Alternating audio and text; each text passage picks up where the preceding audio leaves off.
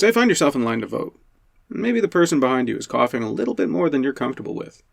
Or maybe the process is taking too long. Or maybe you'd rather be doing this in your pajamas. That's when many think to themselves, there must be a way that we could be doing this online. Well, it turns out for many elections, ballots, plebiscites, and referendums, an online voting format is entirely possible, meaning that for some votes, being there virtually in your pajamas is something that you may very well just be able to do. Online voting brings a unique experience to the voting process. It improves voter confidence and accessibility while maintaining the accuracy and security of the voting process. And as an added bonus, in many cases, online voting also provides for the immediate and accurate tabulation of voting results. Hello, I'm Duncan McGregor, the Marketing and Communications Coordinator at Insightrix Research in Saskatoon, Canada, and your podcast host. In this episode of Stories of Market Research, we're talking about online voting, how it's used, what organizations are using it, concerns, benefits, and more. First, we're talking with John Tzupa, CEO of the Saskatchewan New Democrats. The Sask NDP recently contracted Insightrix to assist them with an online nomination project, and we speak to John to learn all about how it went and the benefits he sees in online voting. Then John shares some of his thoughts for others who may be looking at an online voting solution for their organization. Then, later in the episode, we speak to Insightrix project manager, Stacey Bernalis, and Insightrix research director, Lang McGilp, about online voting in general, and how a market research firm like Insightrix ended up in the online voting business. How online voting works, why organizations are using it, and what the future of online voting may hold. All that and more on episode 22 of Stories of Market Research, the Insightrix podcast.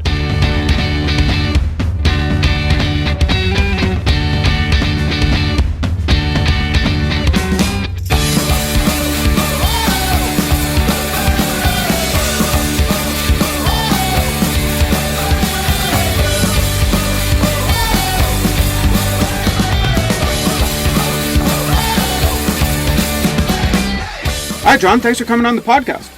Hi, Duncan. Thanks for having me. It's great to have you on. I'm really looking forward to talking about the online voting the Saskatchewan NDP did recently with us. If you could you provide some background to our listeners on what led the Saskatchewan NDP to conduct your nomination contest through online voting with Insightrix? Yeah, for sure. I mean, we all know that here in 2020 we've been faced with the realities that have come with the pandemic and COVID-19. In early March, the first case was identified in Saskatchewan, and at that exact moment, we were gearing up for a potential snap election, and we're also working towards getting ready for the 2020 election. This whole year, the election has been scheduled for the fall of 2020 for some time, so we were organizing nominations and so on. And at the beginning of March, with where things were at, we implemented a physical distancing policy and decided to postpone all in-person events indefinitely, and they remain postponed to this day. And because the guidelines are now in place that would require them to be postponed, they weren't at that exact moment. But then they came. We still need to get ready for an election. We need to nominate our candidates, and we had a number of contested nominations that were scheduled to take place in the month of March that we wanted to conduct, and we wanted to make sure that they were, inclusive for our members, and that we were confident in them being a fair election, and that we were able to conduct them, implement it using physical distancing. And we saw doing something that allowed for online and over-the-phone voting to be a good fit for us at that exact moment in time. Right on. So voting occurred both online through both our secure mobile optimized voting platform and through the telephone through inbound calling. How did NDP members find the process itself? So overall, people found it to be very easy, especially those who used online voting, because it was very straightforward. They received the link, they clicked through, they conducted their vote, and it was as simple as that. For some people who did it over the phone, it was more challenging at times because it was often that they'd have to leave a voicemail, but we anticipated that there would be some challenges for that. Mm-hmm. So that was one of the most important things for this to be a successful project, was that the voting not occur over just like a 2-hour period, like a traditional nomination, that we allowed for 5 days of voting, and that allowed us to address the concerns that people would have had. And overall, people found it to be a very easy process. We had great participation, and yeah, it went quite Well, other than telephone, did you see any unique challenges that you faced while you worked together? Well, I guess the biggest challenge was that in working with the provider early on is that we were trying to make it clear how we had felt that there would be a volume of need for telephone voting that wouldn't have been traditionally what the provider would have experienced. So they had felt that it would probably have been a bit less than it was. The numbers ended up being quite close to what we had predicted, but it did end up being a bit bigger volume. So there was challenges that it took. We were very fortunate that we had the 5-day period, because it took a couple days to adjust for everything to be caught up on in regards to the phone voting. But overall, with the online voting, it was very straightforward. The odd person didn't receive something, we identified that there might have been a letter missing in the email address or whatever. We worked very closely with the provider. We had great communication between us and the provider, so we were able to provide good service to people if they contacted one or the other, that we could check with each other, verify information, and make sure that we were very inclusive of making sure that anyone that was eligible to vote was able to do so. Well, that sounds like it went pretty well. Did you notice any surprise benefits while you were doing the process in this new format? One of the benefits is that especially by being able to extend the voting period, you give people more opportunity to participate, and then you end up seeing an increased turnout. Normally with our nomination meetings, when we've held them in person, like, you had to be there in person and be there at the time that voting was to take place. In this case, voting was able to happen over a 5-day period, and it really allowed for more participation, and we saw an increase in turnout as a result. Well, that's cool. So you actually had better representation as a result of doing it online, just because it was just that much more convenient.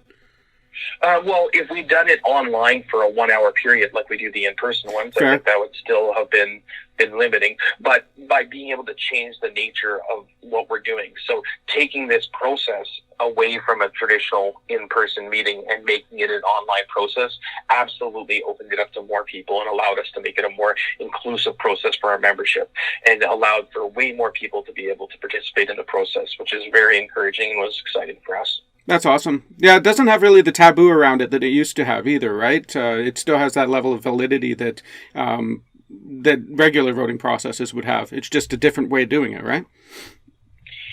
Yeah, So, we also have other processes that come into our like what makes somebody eligible, what steps were taken for them to become a member, and all those things. So collectively, with those checks and the advancements of how both technologies exist to make it easy to track who has done what and everything else, and just people's overall familiarity and comfort level with technology has really evolved, allowing this to be a more successful process.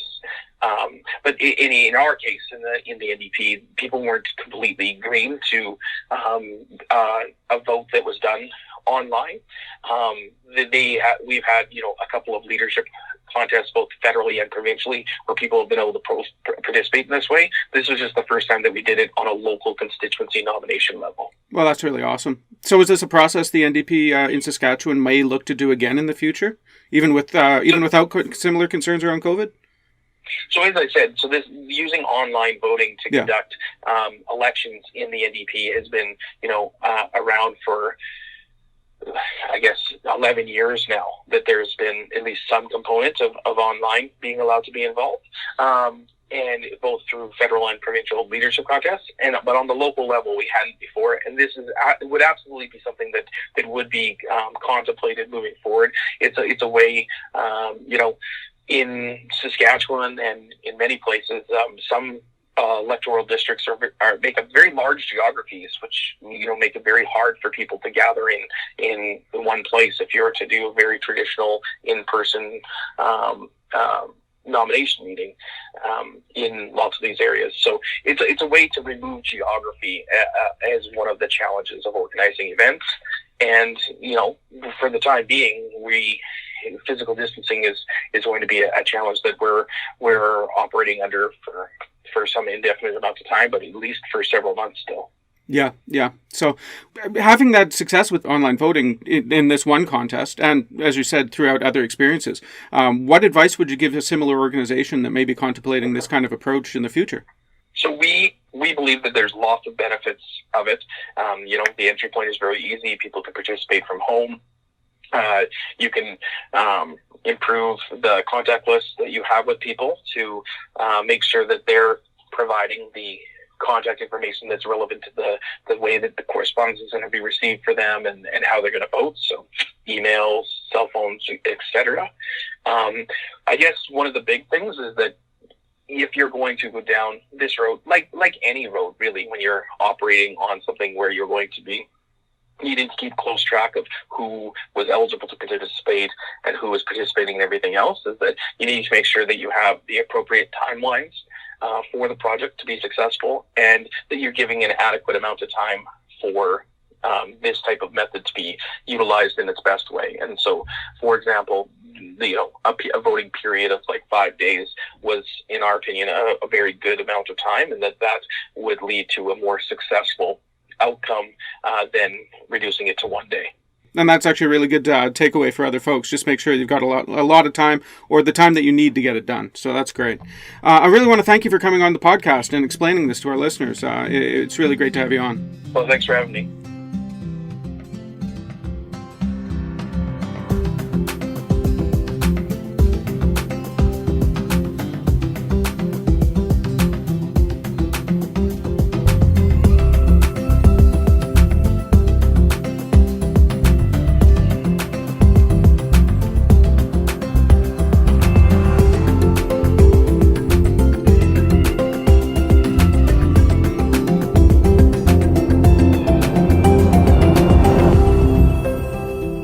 So I'm here with Stacey Bernales and Lang McGill. Thanks for joining me, guys. Really glad to have you here.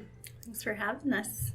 My pleasure. So today we're talking about online voting, and I'm really excited to get you both in here because you're both really the people to talk to at Insightrix about online voting. So I'm just going to start firing away, and we're doing this in roundtable format today, a little bit different, doing two guests at the same time. So what we're going to do is I'm just going to ask some questions, and you guys can feel free to just jump in and build on anything you want. Sound good? Sounds good. Okay. Right on. So earlier I did a podcast interview with John Tzupa from the Saskatchewan NDP. And it was really, really, really interesting to talk to him. But I'm curious, other than political voting, what other types of organizations use online voting? So, basically, we do for a number of different organizations. A lot of them tend to be in the agricultural sector, where they're a membership-based organization, and they need their members to vote on various positions held within those organizations. I don't know, Stacey, if there's more that you want to chime in on that. Mm-hmm. Yeah, so speaking on that, some of the agricultural associations that we've dealt with in the past would be like Sask Canola or Sask Pulse. And basically, we elect members to be part of the board. Oh, cool. Mm-hmm. So it's a sort of a similar organizational voting kind of deal. Yeah. Awesome.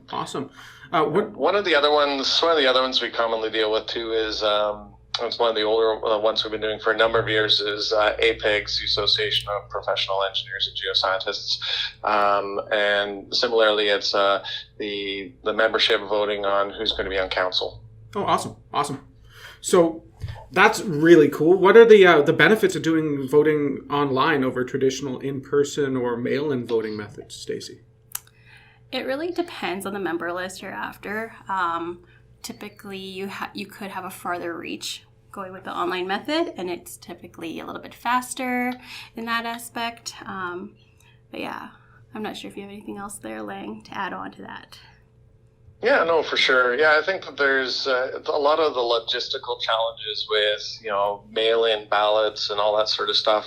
Ironically, that's where our municipal or provincial election seems to be going more of, but some of those logistics move away or are removed so that it's a little bit easier to execute a voting study when you do have kind of that overall just an online format to deal with. So there can be some cost savings, some efficiency in terms of timing, the length of time that you need to have the election open for input, and potentially as well, I think you might even be able to, in some cases, drive up response rates simply for the voters. There's less effort to simply open an email, click a link, log their vote or their votes, depending on what the kind of election it is, instead of having to, print something out or pick it up out of the envelope, drive down to drop it off in the mailbox.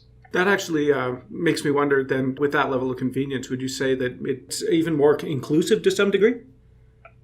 I believe that there is greater inclusivity, or a better response rate is kind of the words we would use, or voter turnout is perhaps another way to go about it, because you offer that. You need to be careful as to who your audience is. If they tend to be less likely to be an online kind of member group, then that is an important thing to consider. But what we're finding now is those even up to the ages of 70 and 75 do have a strong online presence and activity online. So it's becoming less of a sort of a potential gap, I guess you would say. So I know that online voting security is a question a lot of folks have. How do we assure the security of online voting in Insightrix, Stacey? One of the biggest aspects that we have right now is recently being ISO certified. And with that entails a higher level of security that ensures that everything is safe, stored, and whatnot, on our servers. And another aspect we have integrated into that is voters only allowed to vote once. So once that ID or whatnot link is used, they are no longer able to vote. So we are able to deduce those types of errors along the ways of voting. Awesome. That means you can track it all the way through and see Right. exactly who's doing what, and you still don't lose any of the anonymity. The other thing I was going to mention is, with that ISO security that Stacey was referencing, we even have restrictions within our organization as who can even see the list of voters. For example, in the role that I and others in the research group, although we interact with the client, we don't really need to see that list. So when it's sent, it's through a secure method, so there's no susceptibility to being intercepted by the bad people, and then it's people in Stacey's area who actually receive access and store that list on a secure server that they would then need to reference to basically administer the invitations and the reminder messages to the participants. I think the other thing is, in a, say, provincial election or a federal election, there's sort of that declaration one has to make that I certify I am this individual. And while it still is important that we don't have voter fraud coming into our studies, we're not at sort of that same level of declaration. If it was done on paper or done in person, I don't believe there would be the same level of enumeration that would take place. So we have a little bit more latitude with these studies. Certainly the quality is there, and there's an individual link that each voter gets, as Stacey mentioned, and others can't complete your ballot for you, essentially. So those are controls that we have in place, but we do have a little bit more of a play, I guess you could say. So as Stacey was saying earlier, we do track everything, but at the same time, anonymity is maintained. Yes. Awesome. How long do these online voting projects usually last, Stacey? It honestly varies. It can last from just a few days to a few weeks up to a month or so. So it depends on the timeline they have, I guess. The size of the organization, how many people they need to wrangle, that kind of thing? Yeah. Right on.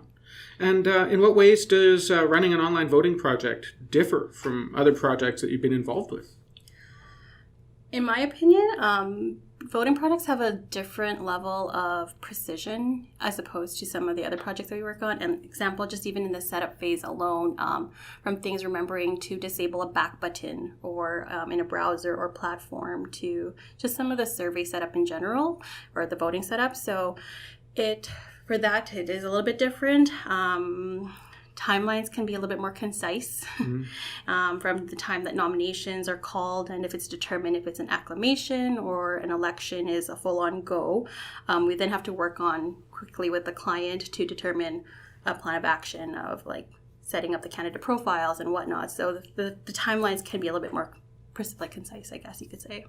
Right on. And from a research point of view, Lang, how is that? How do these things differ from, say, I don't know, say a survey project?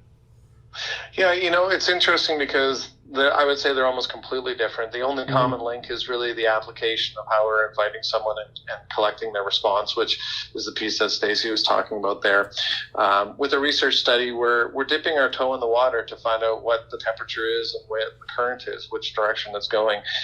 So it's meant to be a sample of a larger population from which we take the answers and we interpret what we think the overall perspective is on things. So although we pride ourselves on providing high quality, accurate work, it is accurate within the sampling parameters that we use. 800 people, there's a margin of error, that kind of thing. And a lot of our work in the research group is on the questionnaire design to make sure we nail down those questions, and then interpretation as well as presentation of those results in a way that doesn't provide just a wall of numbers to a client, and you're telling the story rather than regurgitating information. Whereas I find with these voting studies, it's really the outcome. It's that, how many people voted for this person or that person, who's the winner, and I think the security element throughout that process to make sure there isn't any sort of voter fraud or exposure or anything like that takes place, that all has much more importance. Obviously that's still important in our studies too, but our study is providing guidance of information rather than giving an individual a key position or role within an organization for a term. So this is another good question for you, Lang. As the research director, what made Insightrix look to get into the practice of online voting in the first place? It's a little different than, say, your average research.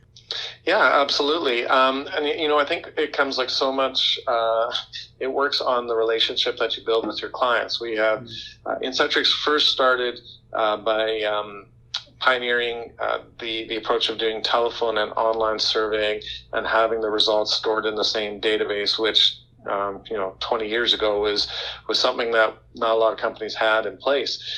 So one of the key applications of that was with membership-based organizations, where we would do a survey with their list of members where they had a lot of email addresses for, and we would do a survey about how things are going, how engaged do they feel, what could the organization do to better meet their needs.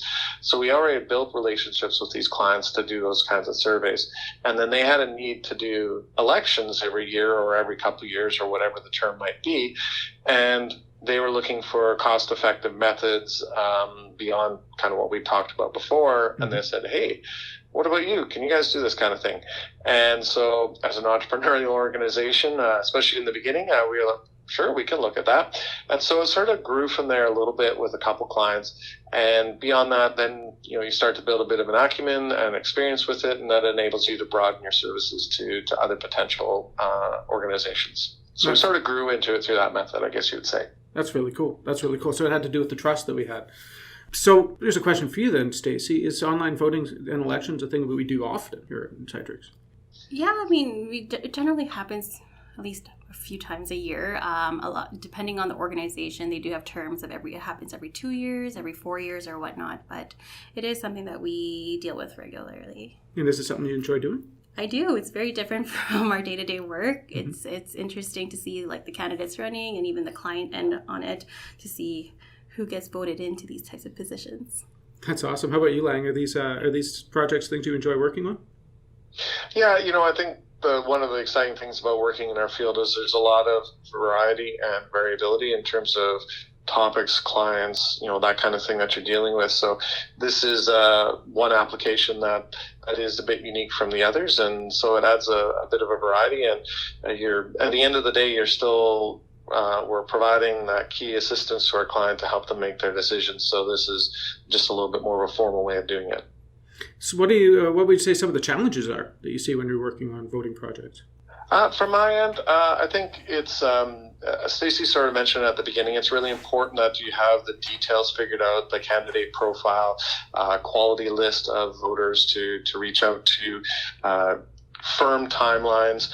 It's no big deal for us to say, let's stay and field a couple more days to get a few more respondents to a survey. But, there's certain bylaws and parameters and rules and expectations that have been set with the electorate and within the organization where you can't make those kinds of adjustments or changes. So I think it just raises the profile and the importance of, this stuff is set in stone.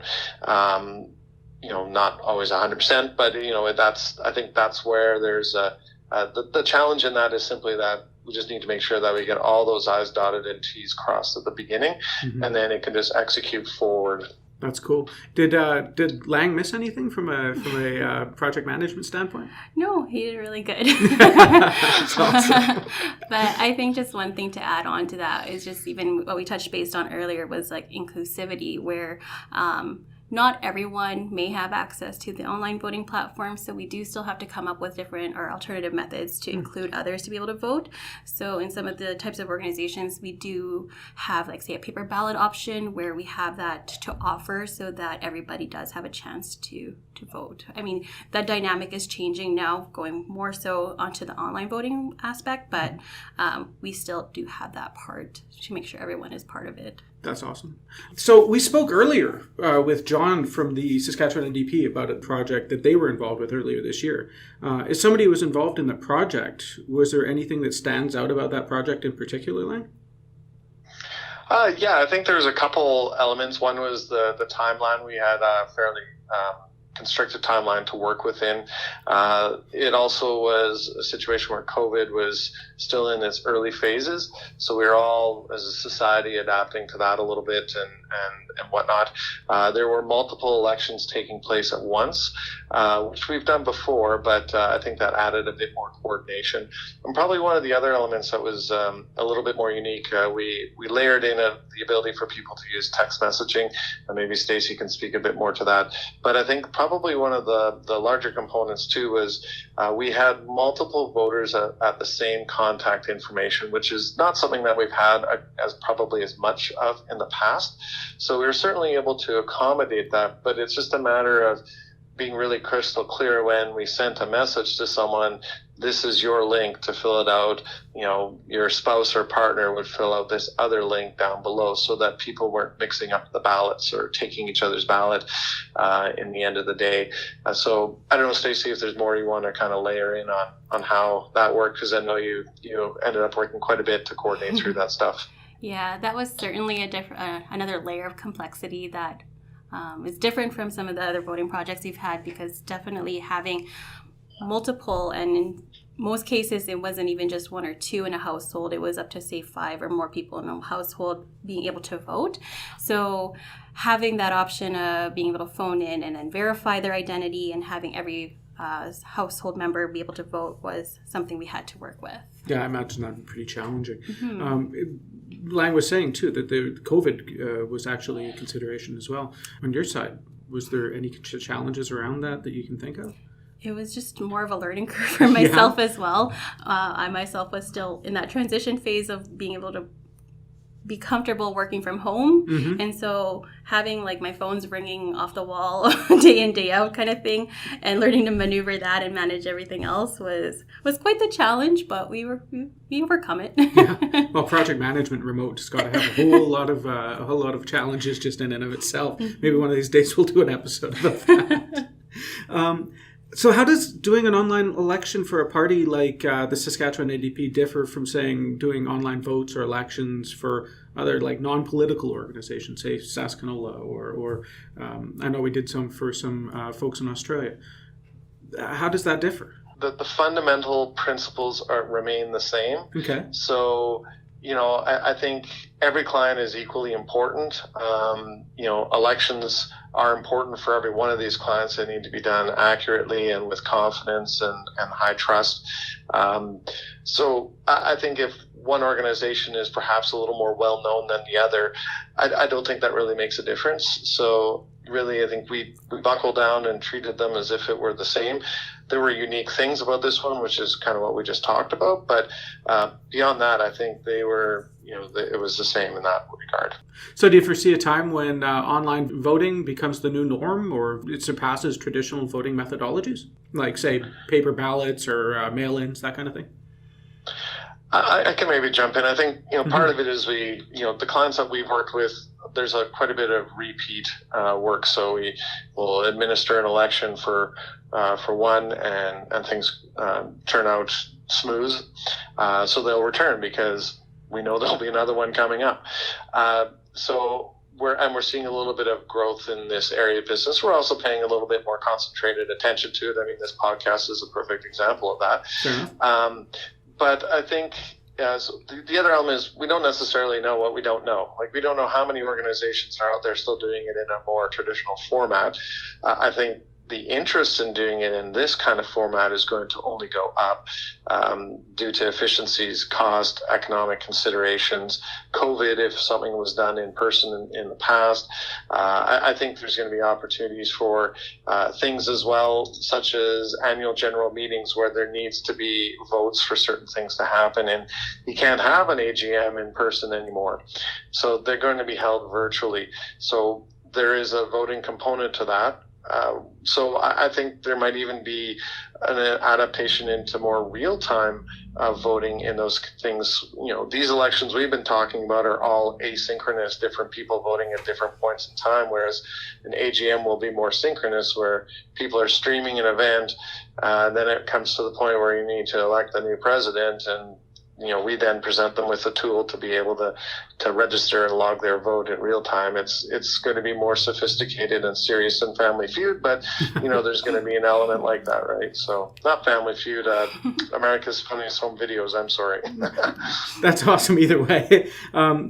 Stacey, do you see any industries or areas where you'd see that happening earlier than others? It's interesting that fact was brought up, because that's something we're working on right now. Is we're ironing out the details of moving it into online virtual AGMs, tied with the associations we've used for our online voting platform. So where we're looking to build a platform or utilize a platform to be able to do some of these real-time voting on resolutions and whatnot. So that's something we're doing as we speak right now. So do you think moving entirely to online voting could have any effect on the institutions they're being used in, say like the political sphere, in the way leaders govern, or in the business world and the way decisions are made? Lang? I think like the whole purpose of an election, that part obviously isn't going to change. The mechanism of how we do it is probably going to be evolving to more of this online approach. I think that speaks to some of the benefits from the past in terms of greater response rate or inclusivity. You know, the one we did for the NDP, for example, we hit a response rate of 83%, which is, or voter turnout, I guess you could say, of 83, which I think is fantastic. You know, excellent, really. So I think it will enable those kind of elements to happen, to provide a greater share of the electorate to voice their opinion. So I think that's where we'll see probably the benefit, is just continuing that forward amongst newer organizations. Any thoughts on that, Stacey? No, I completely agree. I think that may be the shift, and in time that may be where we're going. That's really, really cool.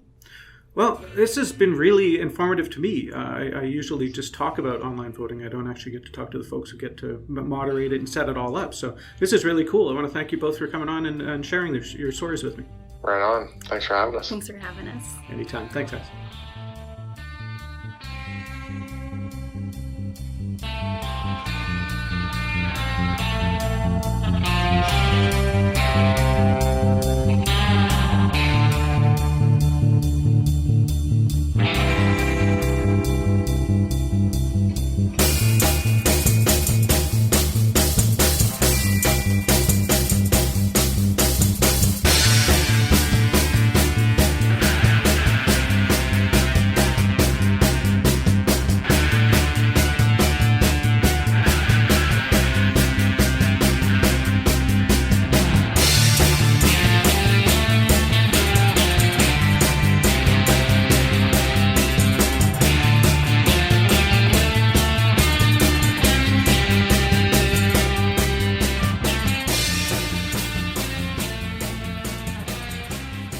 And there you have it.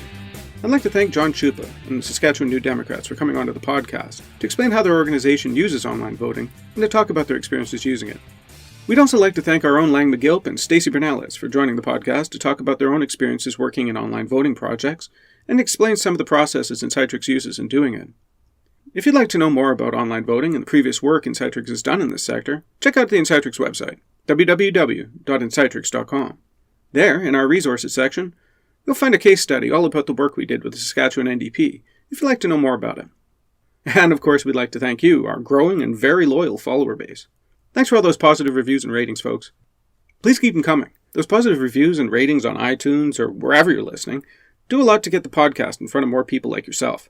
Awesome folks with an interest in market research. And don't forget to subscribe to the podcast, either on our website, the app you usually listen to podcasts on, or on YouTube. That way you'll never miss an episode. Thanks again for listening. We'll be back again in another couple of weeks with another episode of Stories of Market Research, the Insightrix podcast.